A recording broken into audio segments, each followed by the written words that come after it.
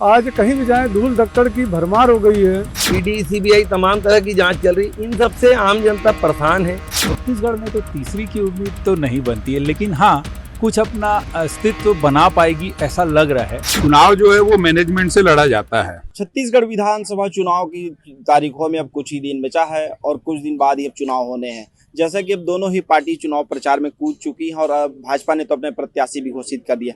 ऐसे ही चुनावी चर्चा हर जगह देखने को मिली है और हमने आज अपनी चौपाल लगाई है रायपुर में। तो हमारे साथ चौपाल में बात करने के लिए कुछ लोग हैं। आइए जानते हैं क्या है चुनावी मिजाज और क्या है सियासी चर्चा। तो जैसा कि अब देखते हैं कि चुनाव बहुत जल्द अब आने को है, तो ऐसे में क्या लगता है जो काम हुए हैं उससे संतुष्ट लगते हैं? जो 4 साल या 5 साल के काम जो है छत्तीसगढ़ का जो विधानसभा चुनाव आने वाला है,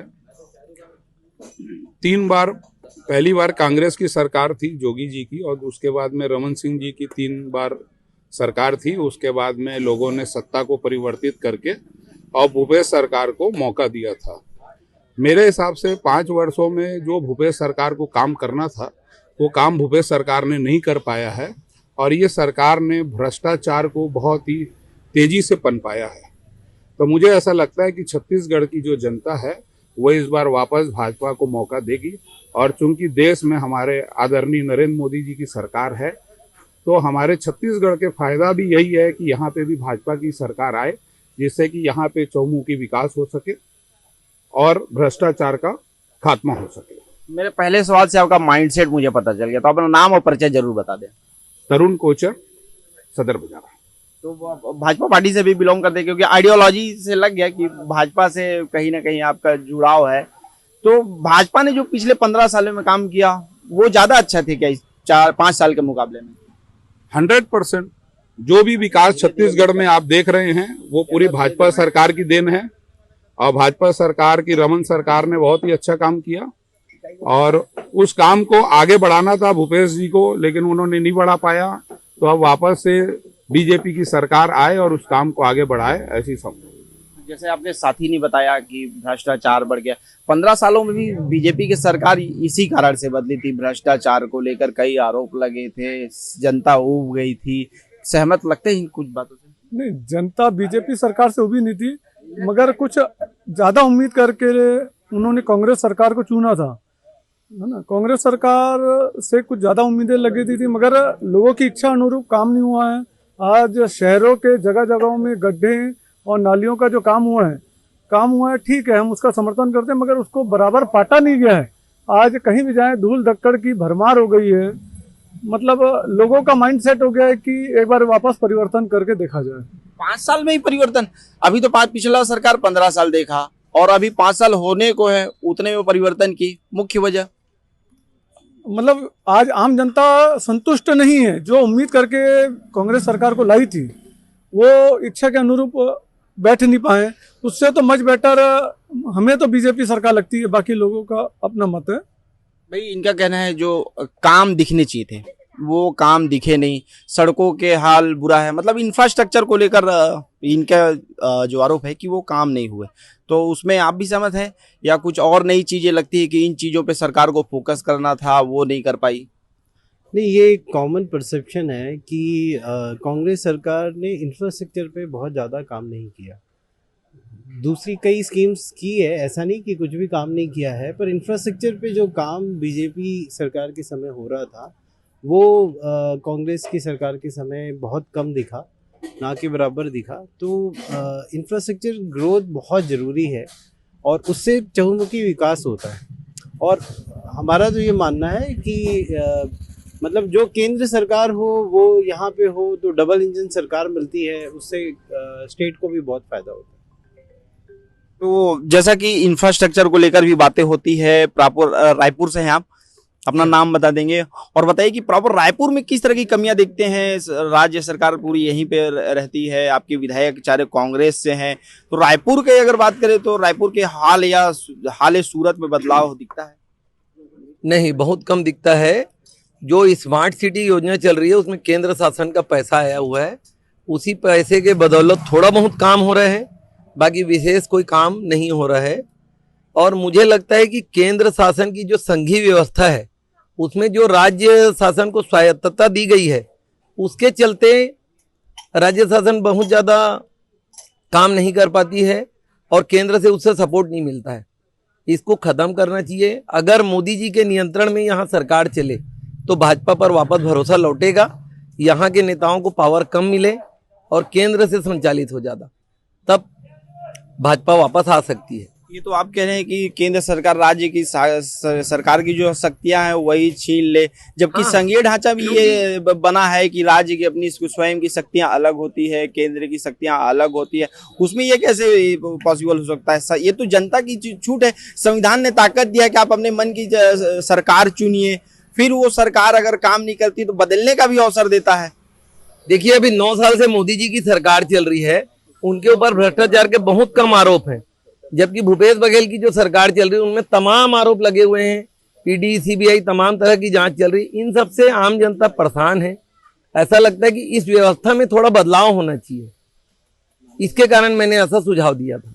हाँ, जैसा कि ईडी और सीबीआई का नाम लिया, ईडी को लेकर राज्य सरकार भी आरोप लगाती है कि ईडी का दुरुपयोग भाजपा सरकार कर रही है, पर भाजपा कहती है कि तो भ्रष्टाचार करेंगे तो ईडी भी पहुंचेगी, सीबीआई भी पहुंचेगी, जबकि उन राज्यों में ईडी नहीं पहुंच रही है जो भाजपा है। तो ऐसा मानते हैं कि जो छत्तीसगढ़ राज्य है वहीं भ्रष्टाचार ज्यादा है और जो बाकी के बीजेपी या दूसरे गवर्नमेंट है वहां तो ईडी की इतनी चर्चा नहीं होती है। इस पे क्या परसेप्शन है आपका?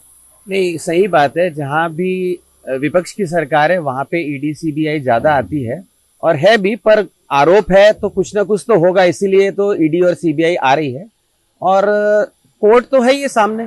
कोर्ट अगर आपको कुछ बेल नहीं दे रही या उसको रियायत नहीं दे रही, इसका मतलब है कुछ ना कुछ दाल में तो काला है।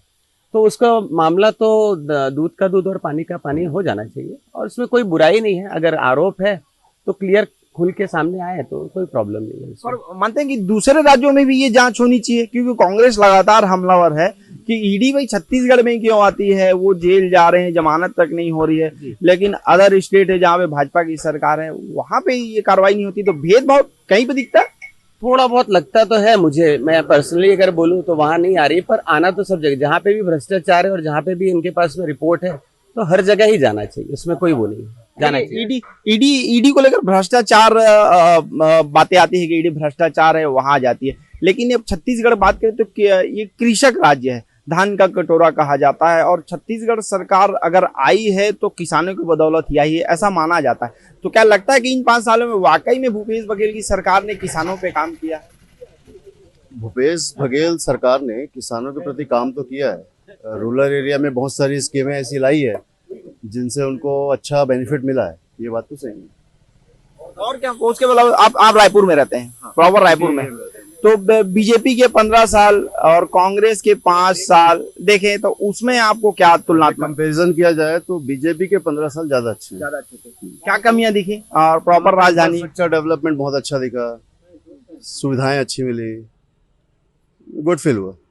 हमारे तो आपने बड़ा दिले खुले मन से स्वागत किया, आइए चौपाल, और हम उसे स्वागत करते हैं। चौपाल में बात करनी चाहिए, तो चौपाल को लेकर उत्सुकता तो रहती है, चुनाव भी आ जाता है, तो अभी कुछ दिनों से आप लोग यहाँ बैठ रहे हैं, तो सबसे अधिक किस चीज पे चर्चा हो रही है ऑफ द कैमरा? आगे के चुनाव के ऊपर ही चर्चा चल रही है, हर पार्टियों पे विचार मंथन चल रहा है। इवन अभी आप पे भी विचार मंथन चल रहा है कि आपके द्वारा भी यहाँ पर नया लॉन्चिंग होने वाला है, हर विधानसभा में अपने प्रतिद्वंदी खड़े करने वाले हैं, वो उस पर भी डिस्कशन चलता है। एक समा बन रहा है अभी। अब अगर नेक्स्ट इंटरव्यू लेंगे तो उसमें हो सकता है आपको कुछ निचोड़ निकले। अभी तो सिर्फ माहौल बनते जा रहा है, चुनावी माहौल। अच्छा। तो उस पे अभी चौपाल जमना चालू हुई है और निष्कर्ष में नहीं पहुंच पा रहे हैं, सब अपना अपना मत जरूर रख रहे हैं, लेकिन आगे और पीछे दोनों सोचना पड़ेगा। अभी 5 साल में किसान को पूछेंगे तो किसान बोल रहा है भूपेश सरकार बहुत अच्छी है, शहर की जनता बोल रही है यहाँ पर कोई डेवलपमेंट नहीं हुआ है। तो अभी थोड़ा सा टाइम लगेगा लोगों को स्थिरता लाने में। जैसे अब अपने आम आदमी पार्टी का नाम लिया, आम आदमी पार्टी यहाँ पे तो इंडिपेंडेंट लड़ रही है, लेकिन अब दिल्ली में देखे तो कि इंडिया करके अलायंस बन गया है, आम आदमी पार्टी उसमें भी शामिल हो गया। तो ग्रामीण क्षेत्र है वो तो ये चीजों को नहीं परखेगा कि वो अलग अलग एक है। तो क्या आप लोग तो रायपुर राजधानी में रहते हैं, तो ये बात को आप समझते हैं कि ये किस तरह की खिचड़ी है पॉलिटिक्स में? ये कैसे होता है कि आप वहाँ एक हैं फिर लेकिन स्टेट में आप अलग अलग लड़ते हैं? तो इसको लेकर भी कोई परसेप्शन बनता है? परसेप्शन यही बनेगा कि आप पार्टी भी मौके के इंतजार में है, 2 पार्टी ज्यादा यहाँ लड़ रही है, दोनों से नाखुश हैं, तो आप पार्टी मौके के तलाश में एक बार यहाँ आजमाना चाह रही है अपने आप को। पिछली बार तो जमानत जब्त हो गई थी, लेकिन इस बार देखो कि कुछ हो सके उसका, कुछ एक आध का उधार जाए। यहाँ बैठ के आप दिल्ली के कामों का भी आकलन करते होंगे। दिल्ली जैसे राज्य का काम करने के बाद क्या छत्तीसगढ़ में भी ऐसा लगता है कि उम्मीद है कि आम आदमी पार्टी जैसी चीजों को यहाँ पे मौका मिलना चाहिए?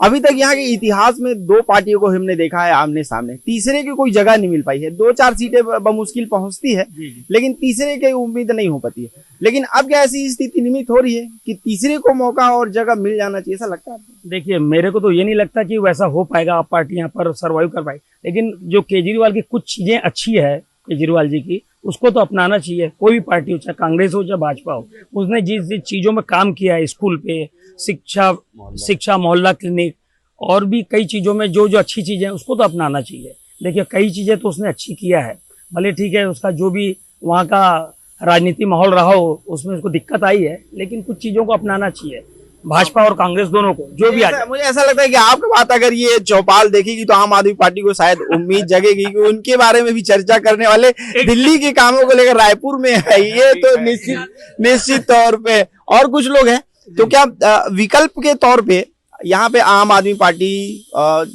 छज्जा भी जो जोगी कांग्रेस के हैं वो भी, अब एक अरविंद नेताम भी बाहर निकल के चले गए हैं, तो क्या लगता है कि तीसरी की कोई उम्मीद बनती है? छत्तीसगढ़ में तो तीसरी की उम्मीद तो नहीं बनती है, लेकिन हाँ कुछ अपना अस्तित्व बना पाएगी ऐसा लग रहा है। लेकिन 2 ही हैं, भाजपा और कांग्रेस, यहाँ 2 ही पार्टी मेन रहेगी और 2 ही है, मुख्य रूप से 2 ही रहेंगे। ये ठीक है। अपना नाम बताएंगे और किस विधानसभा क्षेत्र में रहते हैं? संजय जैन है, संजय कटोर। किस विधानसभा क्षेत्र में रहते हैं आप? ये क्षेत्र दक्षिण आता है ना, दक्षिण। अच्छा, दक्षिण से बात करें तो बृजमोहन पिछले मेरे ख्याल से गलत नहीं हो तो 7 बार से वो विधायक है। तो अभी तक ऐसा क्या काम किया है उन्होंने कि वो 7 बार से विधानसभा में वो जीतते आ रहे हैं? उनको अभी तक कोई ऐसा सामने प्रतिद्वंदी नहीं मिला जो उनको हरा पाए। कुछ ऐसे गिनती के 3 काम बताइए, किन कारण से वो जीतते हैं? सबसे पहला तो मुझे ऐसा लगता है व्यवहार से, वो व्यवहार सभी से अच्छा बना रखे हैं, पहला कारण तो यही होगा। और दूसरा काम तो देखो कर तो करे हैं इतने सालों में, क्योंकि पूरी सरकार ने मिलकर करी है। और जैसा आपने बोला कि बहुत बड़ा काम, मुझे भी ऐसा नहीं लगा कि बहुत बड़ा काम किए होंगे, लेकिन अच्छा काम किए हैं। जनता जो है, आम लोग जो है बृजमोहन को नापसंद जैसा तो नहीं करते हैं कोई भी, भले बहुत ज्यादा पसंद ना करें या बहुत ज्यादा उनका ना करें, लेकिन नापसंद वाली बात कहीं नहीं है। पर अक्सर ये बातें आती है कि बृजमोहन के खिलाफ जो कैंडिडेट उतारते हैं वो कहीं ना कहीं कमजोर होता है, डमी होता है, और ऐसे उनकी एक समीकरण और उनका एक मैनेजमेंट बहुत बड़ा फंडा होता है। इसमें भी क्या चुनाव के, आप भाजपा वाले हैं, आप बड़ा क्लियर बताइए इस बात को लेकर। चुनाव जो है वो मैनेजमेंट से लड़ा जाता है। चुनाव में व्यक्ति को ये देखना पड़ता है कि अपने खिलाफ में अपने को कौन सा कैंडिडेट उतारना चाहिए, उसको मैनेज करते हैं। बीजेपी में वो ट्रिक है कि वो चुनाव को मैनेज करते हैं, और मैनेजमेंट से ही आज केंद्र में नरेंद्र मोदी सरकार चल रही है। जिनको चुनावी भाषण देना नहीं आता वो यदि चुनाव लड़ेंगे तो कहीं टिक नहीं पाएंगे। मतलब मानते हैं कि बृजमोहन अग्रवाल चुनाव में काफी अच्छा भाषण देते हैं। कुछ लोग और भी है क्या, कुछ और भी कुछ अलग से चीजें हैं? या मैं यहाँ पूछा तो आप सभी ने बताया कि आप अलग अलग विधानसभा क्षेत्र से आते हैं, तो आपका विधानसभा क्षेत्र कौन सा पड़ता है? दक्षिण, बृजमोहन अग्रवाल। आपका भाई साहब? दक्षिण। आप लगभग, आप भी दक्षिण? अरे उत्तर वाला है, आप उत्तर वाले हैं। अच्छा, मतलब इससे अब ये तो मुझे आपसे पूछना ही पड़ेगा कि उत्तर में कुलदीप जुनेजा जो कि दूसरे और बड़े सहल और सिंपल माने जाते हैं कि कहीं भी स्कूटी से मिल जाते हैं, जनता उन तक पहुंचे उससे पहले वो पहुंच जाते हैं, और आप अपनी विधानसभा और विधायक को नहीं जान रहे, तो उसका कारण मैं जानना चाहूंगा। नहीं, मैं जानता हूँ, लेकिन अभी इस माहौल में मैं ध्यान से उतर गया था। बाकी कुलदीप जुनेजा का व्यक्तित्व पर्सनली जैसा आप बता रहे हैं बिल्कुल वैसे ही है, और उसी की वजह से उनका अपना जो जीत है या उन्होंने जो अपना वर्चस्व पाया है वो उसकी व्यवहार की वजह से, और आज भी वैसे ही। पर जहां तक हम तो सुन रहे हैं और जो सर्वे आ रही है कि कहीं ना कहीं उनकी टिकट खतरे में है। एज ए वोटर आप क्या कहेंगे कि उनको मिलना चाहिए मौका, या वाकई में नया प्रत्याशी देखने की इच्छा है? उनके काम के हिसाब से तो उनको मिलना चाहिए।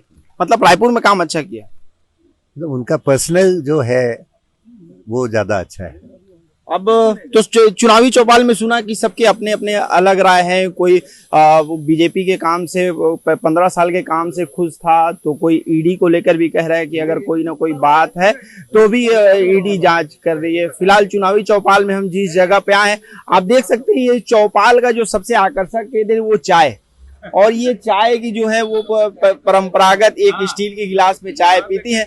बस ये चाय ऐसा लगता है मुझे ये काफी 15 सालों से ये इनका ये जो ग्रुप है यहाँ बैठता है। इसीलिए मैं एक सवाल पूछूंगा कि जब ये चाय का हिसाब होता है तो वो किस तरह से आप लोग हिसाब करते हैं? हम लोग मिलिट्री सिस्टम से चलते हैं। हर क्वार्टरली एक एक सदस्य से 2-2 हजार रुपए लेते हैं और हमारा 26,000 रुपए इकट्ठा होता है। और हर संडे हम लोग नाश्ता भी करते हैं और रोज की चाय फिक्स है। 200 रुपए का बिल बनता है।